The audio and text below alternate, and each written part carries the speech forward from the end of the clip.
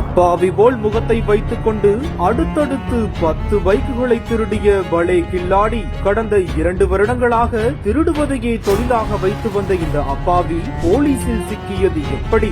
சென்னை நெடுங்குன்றம் பகுதியைச் சேர்ந்தவர் சகாரியா. இவர் கடந்த ஆண்டு டிசம்பர் மாதம் 30ஆம் தேதியன்று தாம்பரத்தில் உள்ள தனியார் மருத்துவமனைக்கு இருசக்கர வாகனத்தில் வந்துள்ளார். வாகனத்தை வெளியே நிறுத்திவிட்டு மருத்துவமனை சென்று மீண்டும் வந்து பார்த்தபோது அவரது வாகனம் மாயமானது கண்டு அதிர்ச்சி அடைந்துள்ளார். இதையடுத்து அவர் இதுகுறித்து தாம்பரம் காவல் நிலையத்தில் புகார் அளித்ததன் பேரில் போலீசார் வழக்கு பதிவு செய்து அந்த பகுதியில் உள்ள கண்காணிப்பு கேமரா காட்சிகளை சேகரித்து வாகன திருட்டில் ஈடுபட்ட மர்ம நபரை தேடி வந்தனர். இந்த நிலையில் நேற்று காலை தாம்பரம் சானட்டோரியம் பகுதியில் வாகனங்களை நோட்டமிட்டு திரிந்த நபர் இருசக்கர வாகனத்தை திருடிய நபர் என்பது தெரிய வந்ததை தொடர்ந்து போலீசார் அவரை பிடித்து விசாரணை நடத்தினர். விசாரணையில் அந்த நபர் திருநெல்வேலியைச் சேர்ந்த மாரிராஜ் என்ற மாரி என்பதும் தற்போது கொளப்பாக்கம் பகுதியில் வசித்து வருவதும் தெரிய வந்தது. பழைய பொருட்களை விற்பனை செய்யும் கடை நடத்தி வந்த இவர் அந்த தொழிலை விட்டுவிட்டு கடந்த 2023ஆம் ஆண்டிலிருந்து இருசக்கர வாகன திருட்டில் ஈடுபட்டு வந்ததும் திருடிய பழைய வாகனங்களை அவருக்கு தெரிந்த நபரிடம் ஒரு வாகனம் 20,000 ரூபாய் என ஸ்கிராப்புக்கு விற்பனை செய்து வந்ததும் நன்றாக இருக்கும் வாகனங்கள் குறைந்த விலையில் விற்பனை செய்து வந்ததும் போலீசார் விசாரணையில் தெரிய வந்தது. இதனைத் தொடர்ந்து தாம்பரம் உட்பட பல்வேறு பகுதிகளில்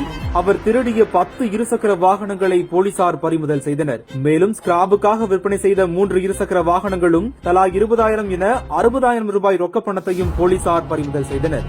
இதைத் தொடர்ந்து திருட்டில் ஈடுபட்டு வந்த மாரிராஜை நீதிமன்றத்தில் ஆஜர்படுத்தி சிறையில் அடைத்தனர்.